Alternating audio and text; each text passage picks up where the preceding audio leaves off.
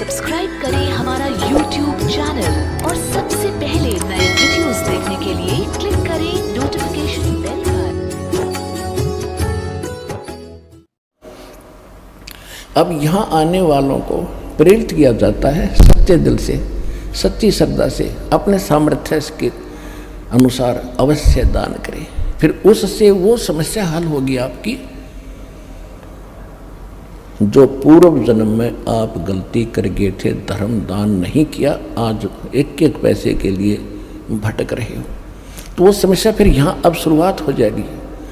अब हम उस समर्थ की शरण के अंदर हैं, हम उस समर्थ की शरण में हैं। जैसे एक तैमूर लंग नाम का एक लोहार था मुसलमान, और वो इतना गरीब था, कभी कभी उनको आटा भी रोटी भी प्राप्त नहीं होती थी। 2 माँ बेटा थे, और वो क्या करता था कि धनी लोगों की बकरियां भेड़ चराया करता था। एक दिन लेकिन वो थे धार्मिक, पिछले संस्कार अच्छे थे, अतिथि को भोजन अवश्य कराते थे, आप भूखे रह जाते थे, अतिथि को खाना खिलाकर सोते थे।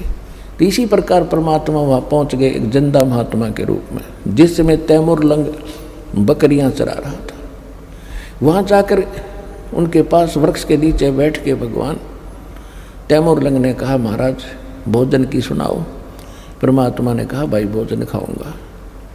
तैमूर लंग खाना खा चुका था, फिर घर गया, अपनी माँ से कहा, माँ एक रास्ते चलता साधु है, गांव के बिल्कुल साथ में ही वो वृक्ष के नीचे भेड़ बकरियां बैठी थी और भोजन खाना चाहता है। माँ घर के अंदर केवल 2 रोटी, 1 रोटी का आटा था, और बना कर माँ ने रोटी ने बोली, बेटा मैं भी चलूँगी, साधु के दर्शन कराऊंगी। लेकर लोटा पानी का, 1 रोटी घर में बची थी, आटा वही बना के चल पड़ी।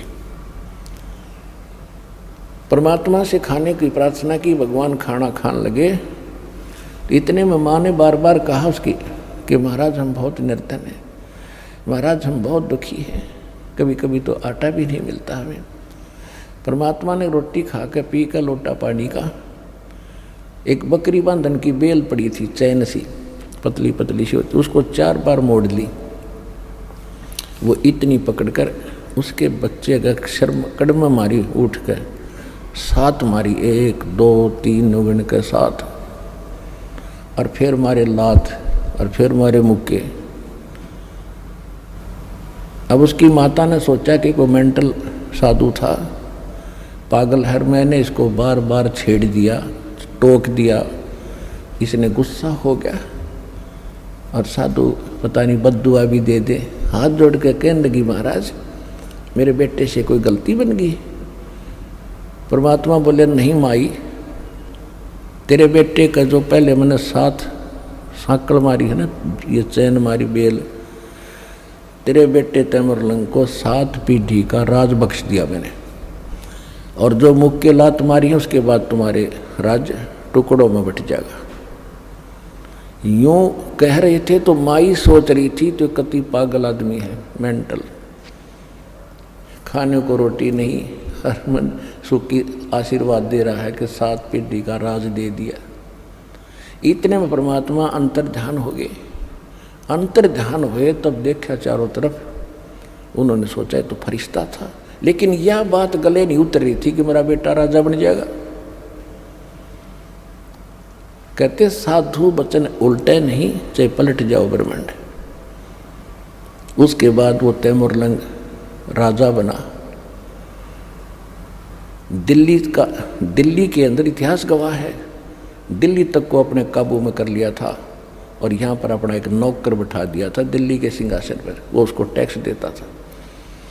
तैमूर लंग के बाद उसका पोता बाबर दिल्ली का बादशाह बना, उससे लगातार 5 पीढ़ी औरंगजेब तक तैमूर लंग का शासन रहा। औरंगजेब के बाद ये टुकड़ों में उनकी पीढ़ी अलग अलग राज्य बट गए थे। रोटी तैमूर लंग को दीनी, ताते 7 बादशाही लीनी।